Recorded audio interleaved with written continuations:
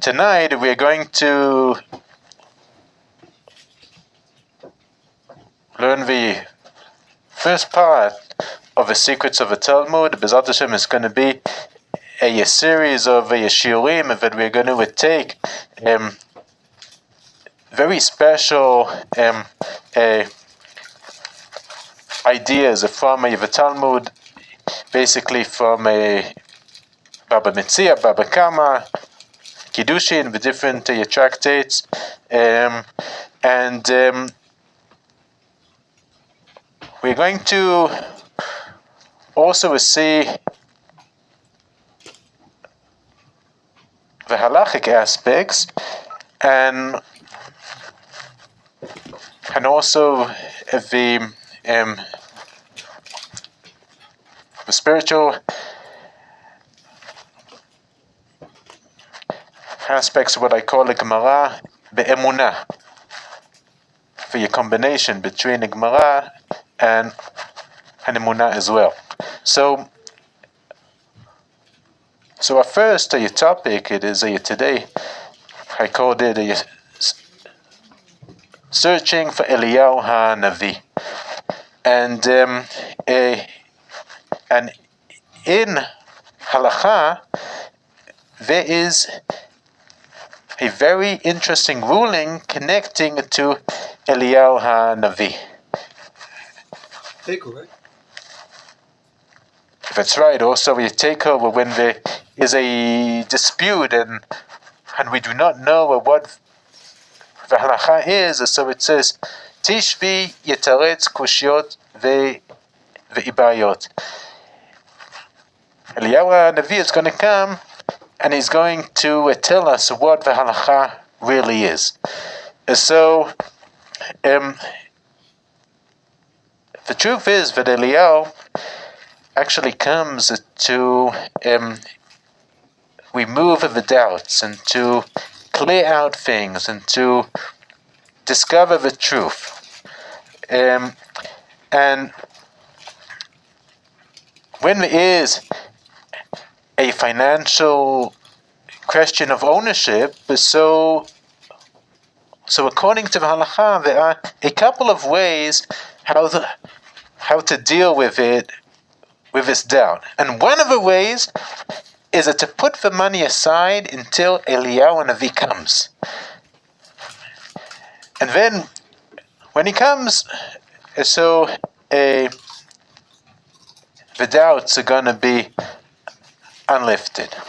So, we have got a big question over here. What question could you ask about this rule? Yes? Is it literal? Very good. Is it saying until Eliyahu HaNavi comes, as in, listen, this dispute is going to obviously he may not come for a long time. Mm-hmm. Let's solve this dispute right now if you want to get what's rightfully yours. Excellent question. Excellent question.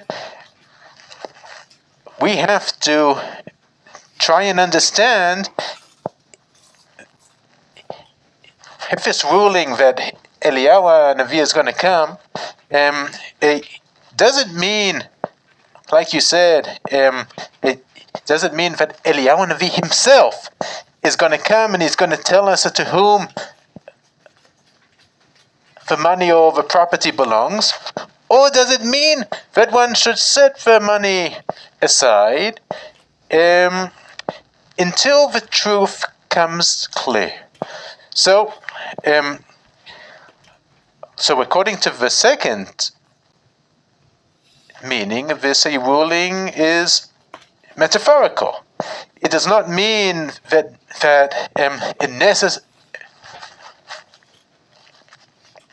does not mean that Eliyahu HaNavi himself is going to come. So actually we could see here that there are two views about it. So we, first of all, what do you think? Who thinks that this ruling should be understood literally, and who thinks it is metaphorical? I think both. Both. I think some things Eliyahu HaNavi will actually answer. Nice. And some things he will not. Nice explanation. Yes, what do you think? I think the way that we should look at it practically today is that it is, it's given in the same way that in the Torah, a lot of crimes against Hashem are chayamita. Mm-hmm.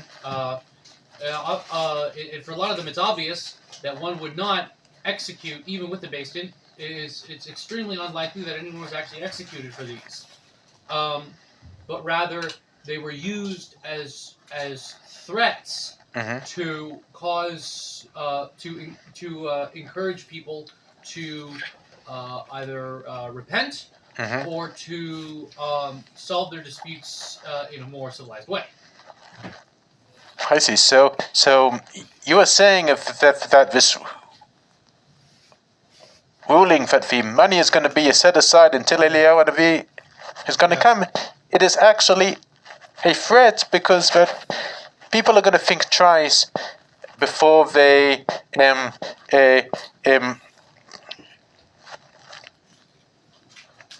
deny that the money belongs to someone else. So we're going to see over here, and if you could look in a source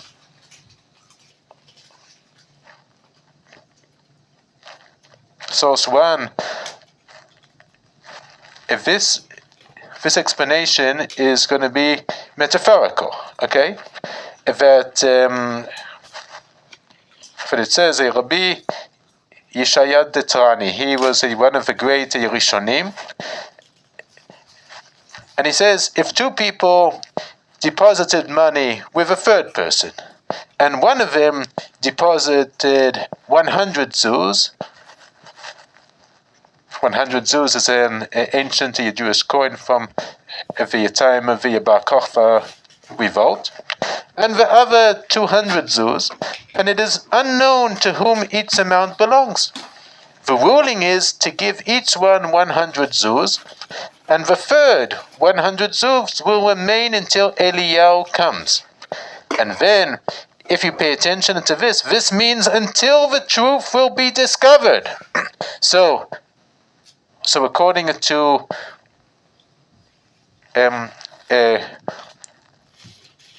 what possibility is of the words of Rabbi Yeshayah Detrani? Does Eliyahu coming mean literally, or is it metaphorical? Or maybe it's a time period.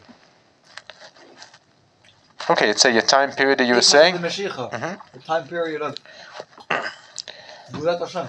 Okay, so according to Rabbi Yeshayah Detrani, he says this is metaphor.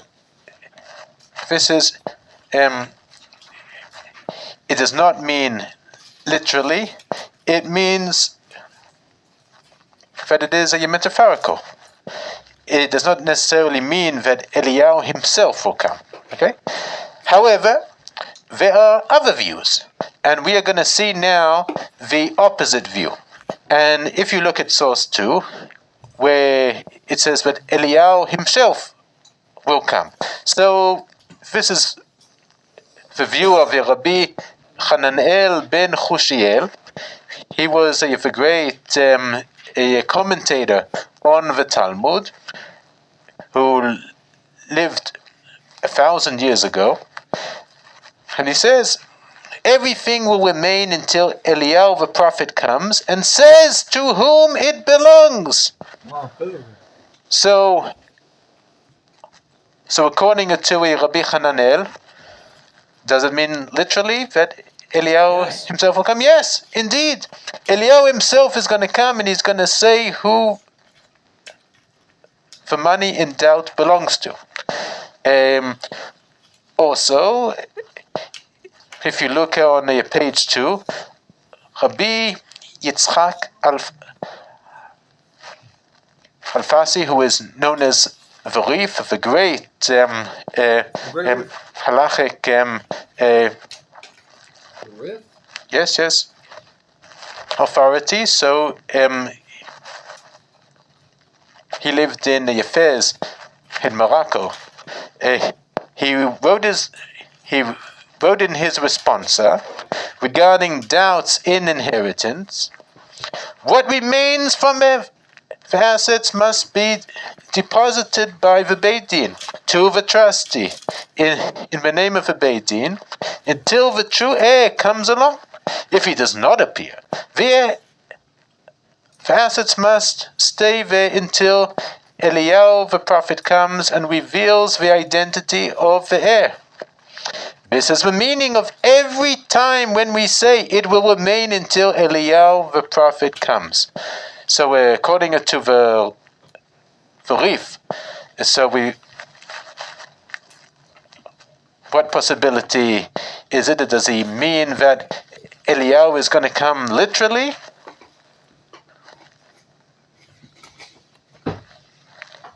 Yes, indeed. From the words of the Rabbeinu Hananel and the Rif, it is clear that the ruling until Eliyahu the prophet comes, it is not metaphorical at all. It means that it should be understood literally. So now things are going to get complicated, okay? Because we are going to study the view of the Rambam. And every time when you try and understand what the Rambam writes, he has always got his own view in a very original way. And only when one puts all of the pieces together and tracks his sources, one can really understand what his view is. And this is going to be very, very interesting. So, first of all, there is a question regarding the Rambam. Because when we try and examine what the view of the Rambam is, it gets very complicated. Because in some of the cases in the Talmud, that it is said it is going to remain until Eliyahu the prophet comes, the Rambam does not mention Eliyahu at all. Instead, he uses different phrases, like, it will remain forever. And the question is, why doesn't the Rambam use the phrase until Eliyahu HaNavi comes? So, if you look at the different places that the Rambam mentions it, you could look in a source B1, okay, in the laws of borrowing and deposit. So he writes, therefore, if the two people brought to him at once 300 maneh, it is a unit of the currency, wrapped up together in one parcel, and later came and claimed the deposit, and everyone said that 200 is his, the law is that one must give each one 100, and the rest remain by him forever, or until one admits to his friend that 100 belongs to him. So, we could say from here, does the Rambam mention Eliyahu? He doesn't mention him at all. He does not mention Eliyahu. And the question is why. We are going to try and discover why. If you look also in the laws of robbery and lost property, so he writes, if two people came and claimed the lost property, and each gave the same signs of the lost property, the finder should not return it to either. However, the lost property must remain until one admits to the other, or that they reach a compromise. So, does the Rambam mention here Eliyahu? No, he doesn't. No, he doesn't. That's right. And these are classical examples that the Talmud mentions Eliyahu, and the Rambam does not mention Eliyahu at all. And this is a very big question that we have to try and understand. So, it is very important to note that the Rambam does mention Eliyahu in different places, in numerous sources. So why in these sources that they are classical examples of the ruling that Eliyahu is going to reveal the truth, why isn't it mentioned over here? So what do you think? Does anyone have any answers or insights on this? Well, Yes. I guess according to the Rambam, we can infer and deduce that he is of the reasoning that Elijah will not give us the actual ruling when he comes. I see. So you will. There's an opinion there. The Reef and the Rambam. You were saying that the Rambam disagrees with Rif and Rabbeinu Hananel, and he agrees with Rabbi Yeshayahu Detrani, who says that this ruling should not be understood literally. Okay, this is a possibility. However, it is more complicated because the Rambam does mention in some cases Eliyahu. And soon we are going to try and understand what the difference is. And this is something extraordinary. Now, if you please, you turn the page to page 3. I am going to present you now a beautiful answer of a Rabbi Bezalel Ze'ev Safran, who lived about 100 years ago. He was the chief Rabbi of Bacau in Romania. And he writes like this. He says that Eliyahu does not lift doubts when there are arguments and denials. He only comes to remove objective doubts, which are not under dispute. So, this idea is actually called a chiluk, a distinction. This is a classical way how to study a Talmud, that you would try and, when there are different, when there is a contradiction, so you could say that there is a distinction, and that's why one source says A, and the other source says B. So we are going to understand now the key to the view of the Rambam. And if you look, please, at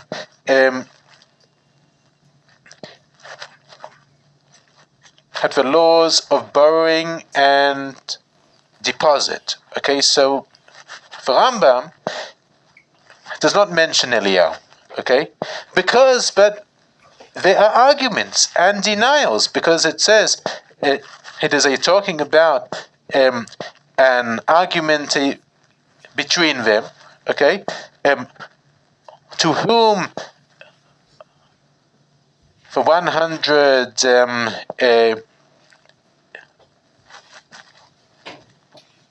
belongs. Okay, and it is obvious that one of them is not telling the truth. So that is why the Rambam writes, and you could see it over here, that the deposit must remain by him forever or until one admits to his friend. Okay? And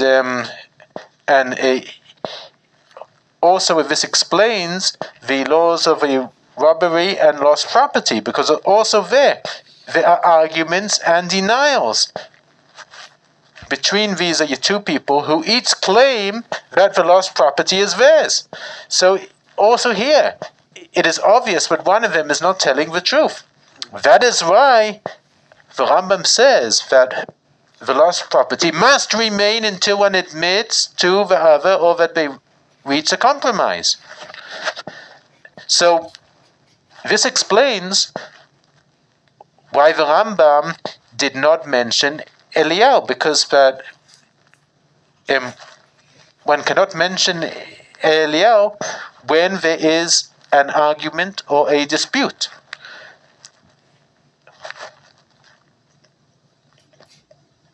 But when there are objective doubts, could anyone give me an example of an objective doubt? If there was a will that was not legally binding, and you had like an ex-wife and like a stepchild and situations like that where the family's kind of messy, I could see something like that happening. Okay, that's a good example. Another example would be if somebody finds lost a property, okay, and one tries to discover who the owner is, and one is unsuccessful. So this lost property has to remain until Eliyahu comes. And the Rambam brings this example, and he mentions Eliyahu. So we could conclude from here that the Rambam mentions Eliyahu only when there is an objective doubt and there are no arguments. But when there is an argument, this is something completely different. Okay? Now, it is interesting to know that there is a Mishnah in Eduyot, and it says there that Eliyahu is going to come in order to bring peace in the world. So this is something extraordinary, because that when Eliyahu comes, he is going to make the world peaceful. People are going to feel in their heart that they want to make peace with their fellow Jew, that they are going... What? That's right, but that they are going to want to make peace. So, therefore, when the Rambam says there is a different place, which I did not mention over here, that the Rambam combines between both of these situations, and he says, or that they are going to admit to each other, or that Eliyahu is going to come. So this is actually the same thing, because that when Eliyahu comes, there is going to be peace in the world, and when people are going to want to admit to each other, they are going to want to make peace, and then the truth is going to come. So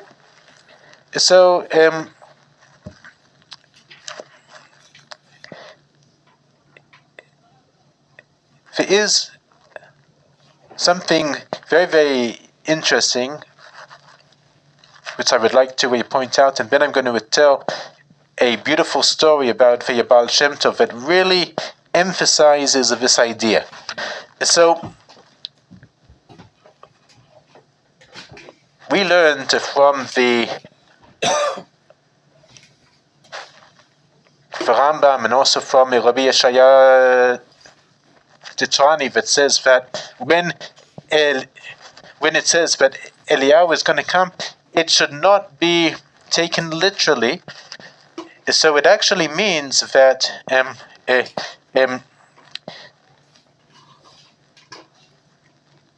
when somebody admits, because he says that until the truth is going to be revealed. So when one of the people, they admits and says who it belongs to, so he is like Eliyahu.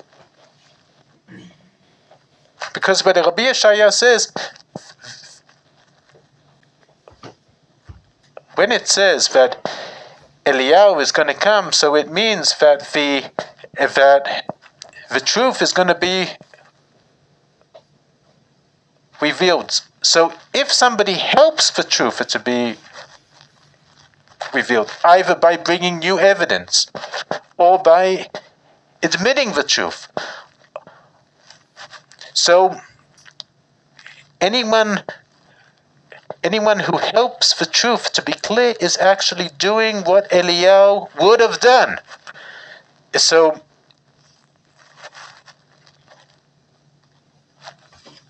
we could learn from here that everyone could be like Eliyahu, when one is at the right place at the right time and brings the truth to be closer. So he is doing what Eliyahu would have done. And now I would like to just tell you a beautiful story that really emphasizes this point. And with that, we are going to conclude. So, many years ago, there was a chassid of the Baal Shem Tov, and all his life he wanted to meet Eliyahu Navi. So, one day he came to the Baal Shem Tov and he told him, "My dream is to meet Eliyahu. How could I do that? Is it possible that you could arrange for me a meeting?" So the Baal Shem Tov said, "Yes. What you have to do is to take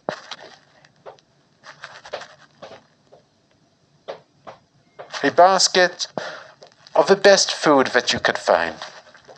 Anything that one would need for Shabbat. Wine, meat, bread, anything. Buy as much as you can. And then travel to a far away town called Minsk. And then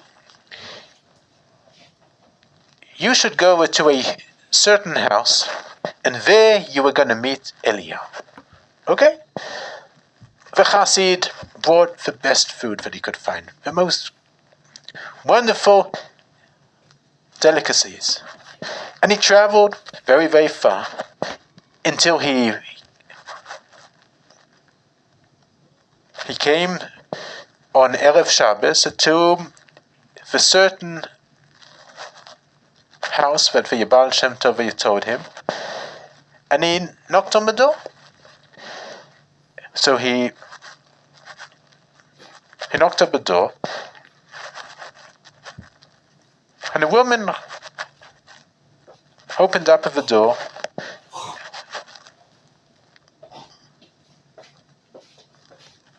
with the little kids, and he said, "Is it possible that I could stay over for a Shabbat?" So he said, "Listen, my husband is terribly sick, and we do not have any food for Shabbat. We don't have anything. We can't host you. We can't give you a good enough Shabbat."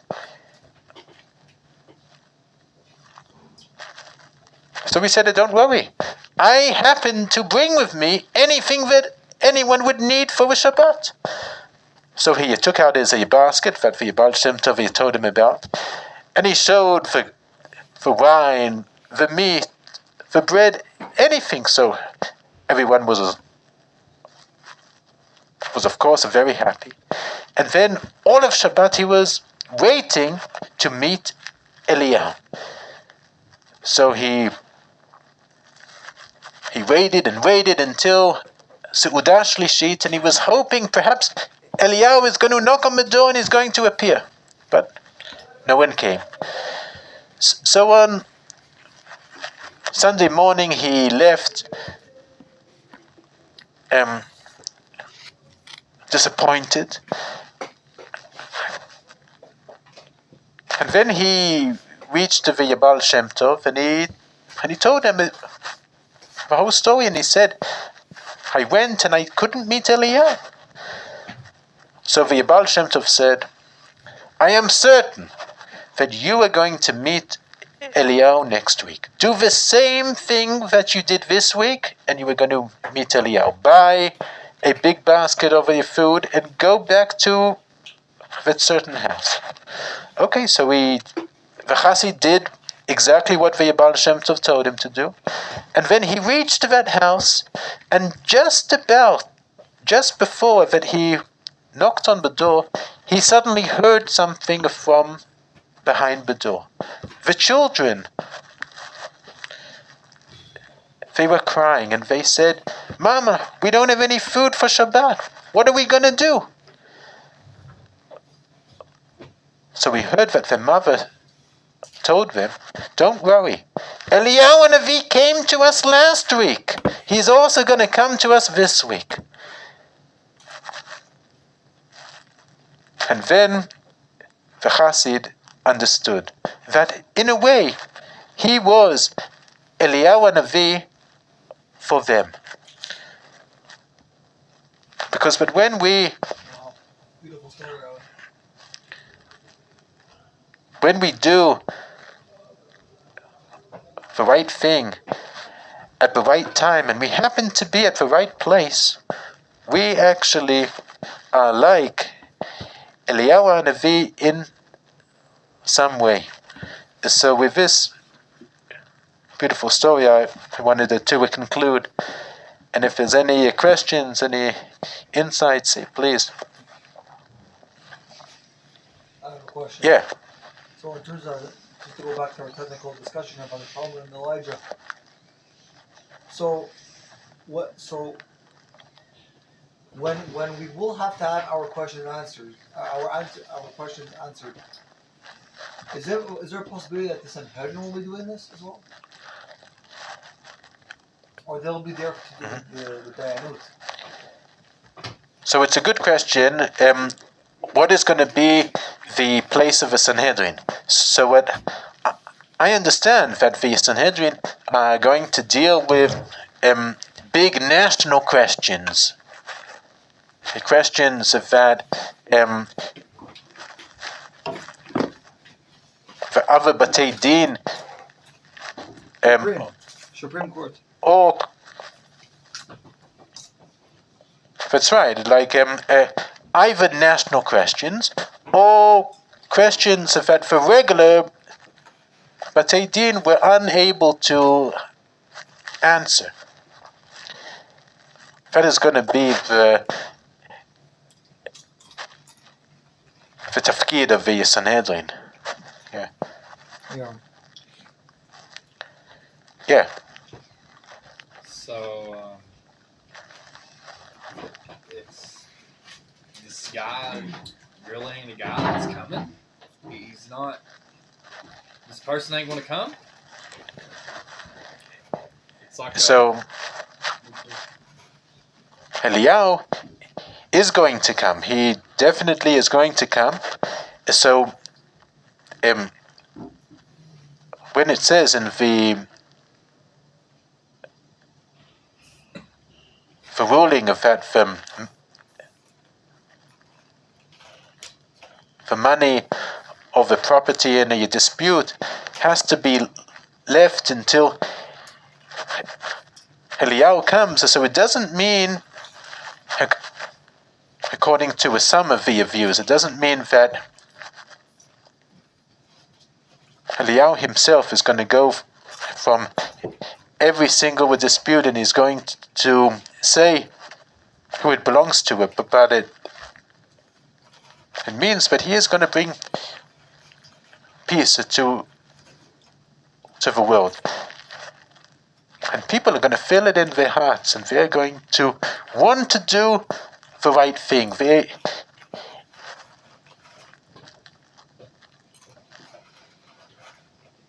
If it was money that they did not tell the truth about, they're going to want to mend it. They're going to want to change the situation. So it means that Eliyahu Hanavi is going to come, but he is going to come and bring peace to the world. And then everyone is going to want to do the best thing. However, there are other views like Verif and Rabbeinu Hananel that they say that Eliyahu himself is going to come to every single Beit Din, and then he is going to say who this money belongs to. So there are different views about it. But both of the views are beautiful, and both of the views could be understood, because at the end the truth is going to be revealed. So like, how's he going to come? Is he going to like be born, or fall out of the sky, or be brought back on the chariot? Like what? Like how is he going to be revealed or come back or whatever? So it's a good question. I do not know, but Eliyahu is one of the only people who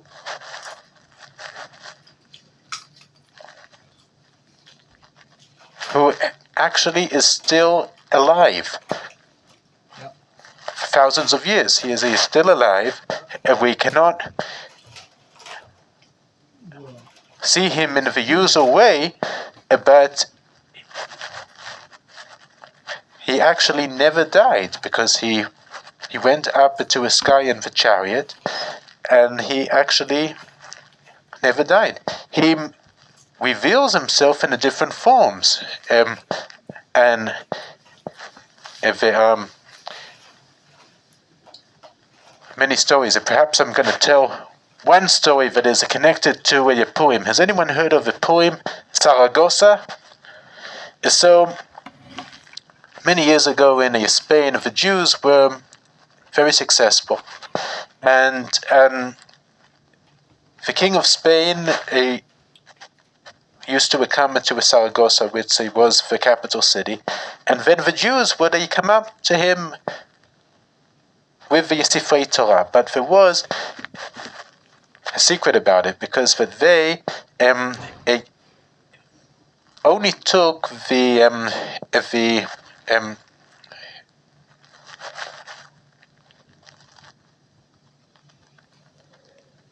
didn't take the Torah scrolls themselves, just the cases.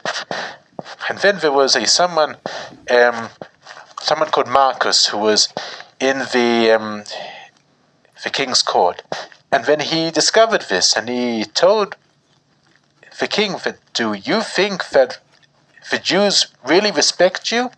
They don't really bring the Holy Torah scrolls to greet you, they only bring empty cases. So the king was furious about it, and he said, the next time I come on the royal parade, I am going to check it. So he was supposed to come the next day, but in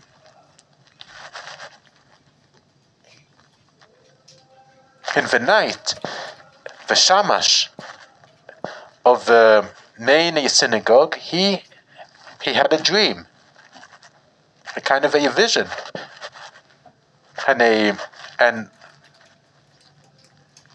Eliyahu HaNavi came to him, and he told him that he must go to the shores and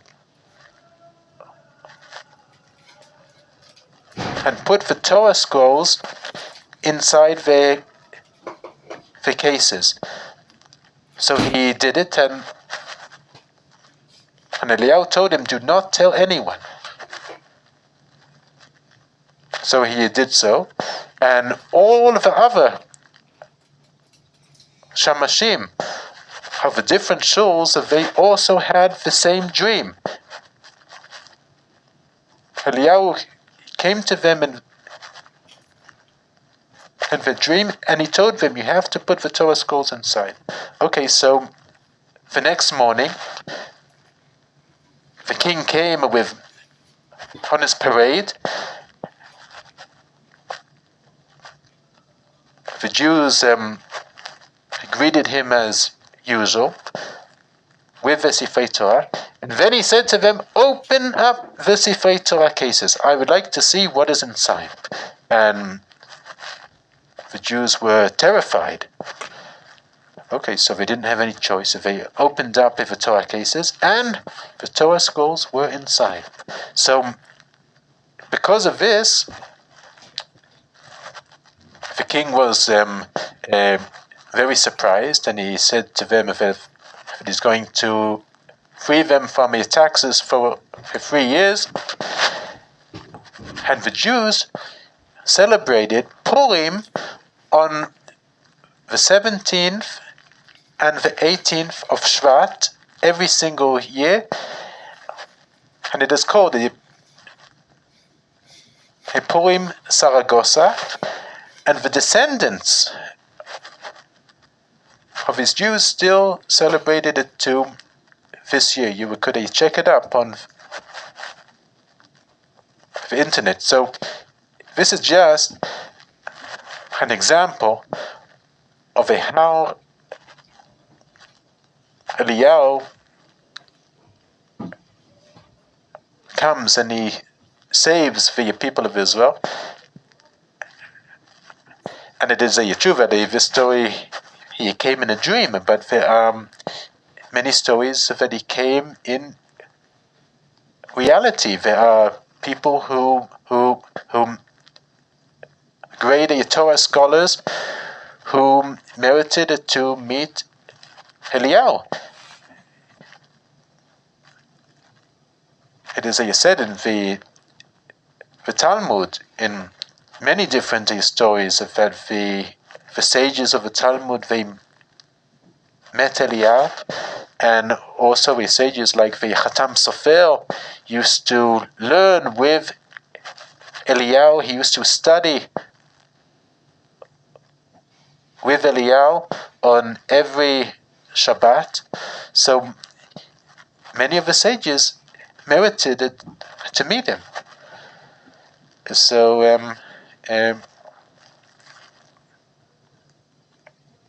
B'ezrat Hashem, may we merit to see Eliyahu tell us of the final redemption which will come speedily in our time.